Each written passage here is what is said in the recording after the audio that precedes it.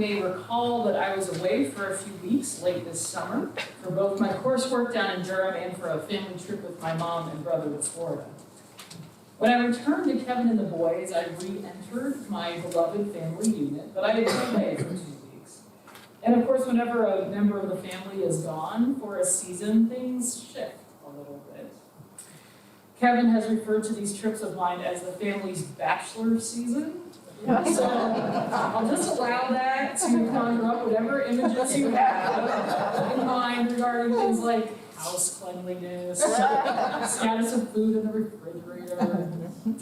But actually, Kevin does an extraordinary job of holding down the fort while I'm gone, and I'm incredibly grateful and glad to reciprocate when he goes away too. But one tradition that I was actually delighted to discover that Kevin had introduced this last time was to head outside with the boys at nightfall and watch the stars come out. Not every night, but on some nights. And most recently, as a few days ago, the clear sky where I live just lit up with the stars. Look at that, I said to one of the kids who happened to be outside that night. Look at those stars. Mom, they're so beautiful, Tommy replied. And indeed they were. I love the stars. To me, they represent little pinpricks of light, almost like a flicker of a candle that persists even in the darkest of rooms. I write my sermons from home usually, and this week saw me writing this one right next to my Christmas tree with its twinkle lights flickering, almost like stars, and with the big star blazing forth from the tree's uppermost branches. We know about stars in this season. We know that they are a harbinger of the Epiphany season to come, a joyful one, where the wise men will be led to find the Christ child. More about that in a month or so. Let's not get too far ahead in our Advent planning. But for now, we stargaze at twinkle lights. And there are stars in the back of our sanctuary. We stare at the clear black nighttime beauty on chilly December evenings. We look at the stars adorning our treetops, and we can sigh with pleasure at the loveliness of it all. And then, from today's passage, we hear Jesus tell us something else about the stars. In those days after that suffering, the sun will be darkened, the moon will not give its light, and the stars will be falling from heaven. The powers of the heavens will be shaken. Well, that's just great.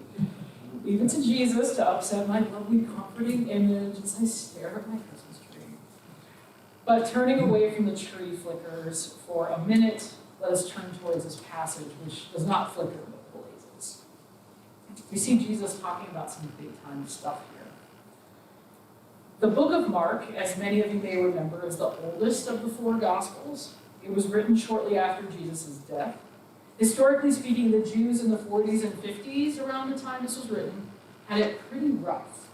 The revolt in 66 CE and the destruction of the temple in the year 70 were just a few decades away.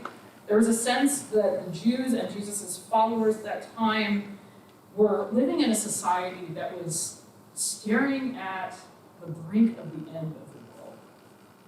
And we hear it. We hear it in Jesus' admonitions. But about that day and hour, no one knows. Neither the angels in heaven, nor the Son, only the Father. Beware, keep alert, for you do not know when that time will come. It is like a man going on a journey when he leaves home, puts his slaves in charge, each with his work, and commands the doorkeeper to be on the watch. Therefore, keep awake.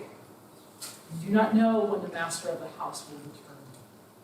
In the evening, at midnight, at the cockcrow, at dawn, or else he may find you asleep when he comes suddenly, and what I say to you, I say to all, keep awake. This passage is about alertness. It is about a call to wakefulness and watchfulness after having experienced the pain and separation. Keeping one's eyes sharp, scanning the culture, being poised for the return of Christ, even and especially in the turmoil. The Jews were an oppressed people. Keep alert. There is something better coming. When we feel like our world is ending, what do we do? And I'm not talking about the busy schedules at this point. I'm not talking about inconsequential things that go wrong nearly every day.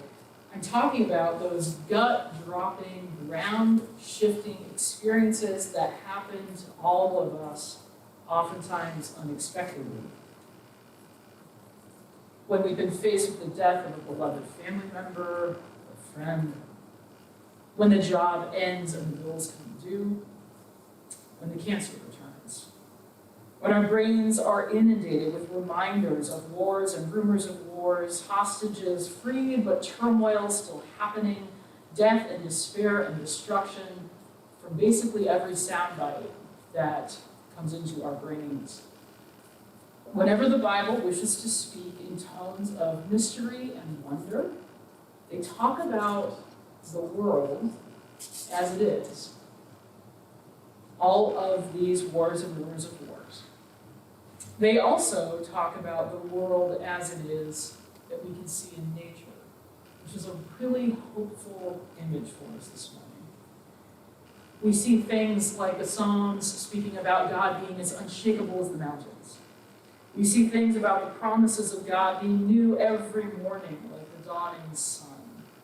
We see the rivers clapping their hands for joy that speak of God's goodness. These examples go on and on in this agrarian society of Jesus's, in turmoil, but rooted in the earth and the world. We see Jesus and the scriptures in general constantly using images of nature to speak a word of hope. So it is no mistake that in this passage, Jesus takes the givens in nature, like the sun and the moon and the stars, and says, nope, they will all fail. The very world we trust in without a second thought is going to be entirely upended, even shaking the powers in the heavens. So this is really big and scary and life-ending kind of stuff. In times of crisis, is this not how we might feel? Where there is pain and confusion beyond what we can reason with in our minds. Something that has been a given now no longer is. The images used in this passage are that stark, that strong. And many of us know that gut-wrenching nature of world-ending experiences. It's an absolutely horrible feeling. And when we have experienced that feeling, there is also often something else that accompanies it. Not always, but quite frequently. When someone endures a crisis, there is often a clarity that emerges too. We realize what is important to us in such times. That nonsense fluff falls away. We realize that we can see things differently through a lens that beforehand we didn't even know existed.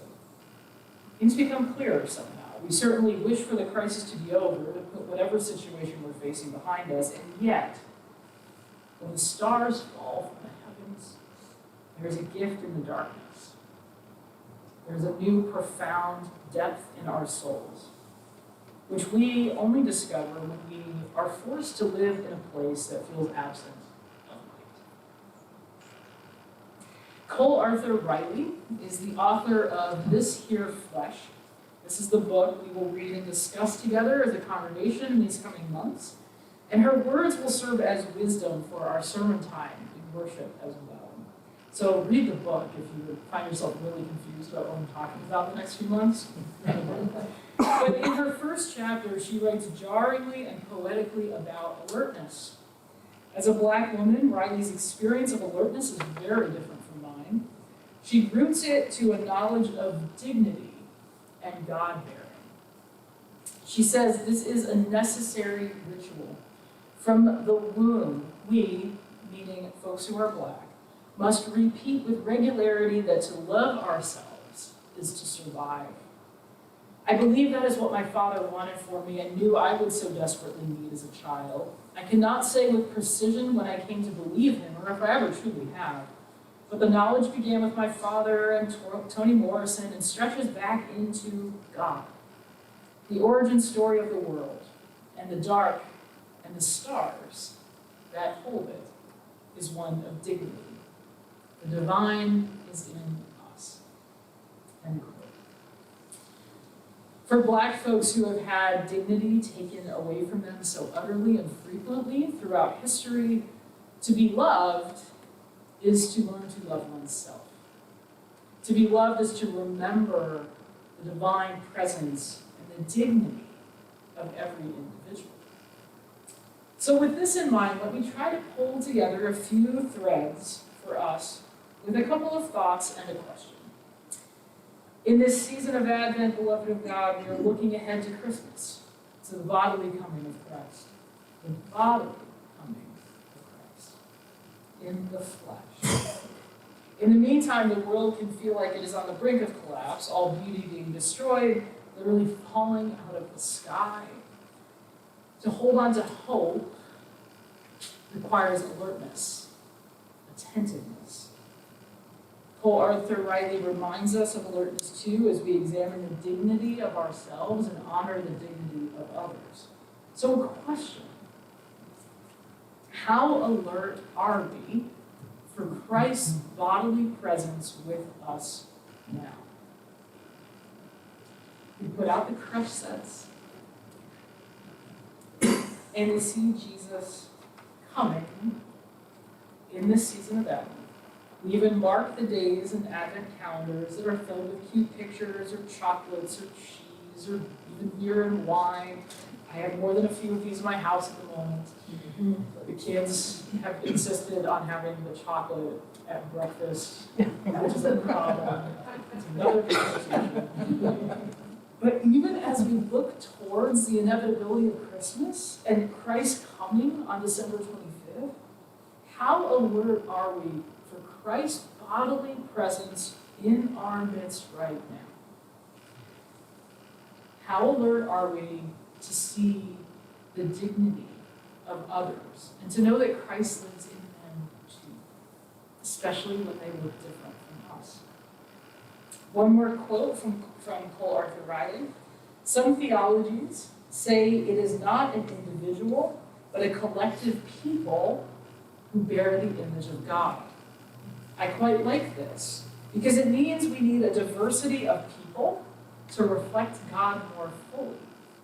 Anything less and the image becomes pixelated and grainy, still beautiful, but lacking clarity. If God is really 3 parts in one, like they say, it means that God's wholeness is a multitude.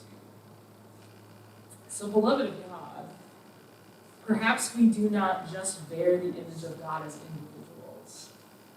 As we prepare for Christmas, perhaps it is not just an individual affair.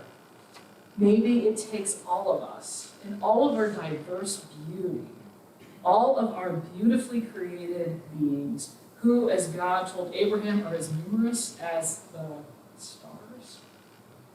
Perhaps we are, in fact, more beautiful as a constellation than we are as individual beings of light. And perhaps that is our call, a call to be alert to God's presence and to the dignity of each other, and to how we can shine forth together in this oftentimes dark, dark world. In this season of Advent, may we be alert. May we be attentive. The world can indeed feel like it is falling into chaos. That's exactly right. But here's the word of hope that shines out to us from Jesus' words here. It has always been thus. Jesus knew what it meant to walk the line of life and death, even cosmically speaking. And in this season, he calls us all to be alert.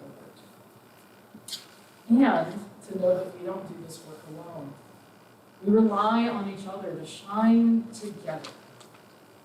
May we be aware of the dignity of others, particularly those who are different from us, so that we can be the people of God more fully in this season that is getting darker with every single day. May we be alert stargazers, not only bearing the light for each other, that light of hope, but also seeing it in others. May we be stargazers, The stars, even the ones that fall from heaven to earth, will show us the way. In the meantime, let us look not just up at that beautiful scene. We can do that too. But let us also look at one another and say, wow, look at all these stars. And they beautiful. Because indeed, together we are. In the name of God, Jesus, and the Holy Spirit. Amen.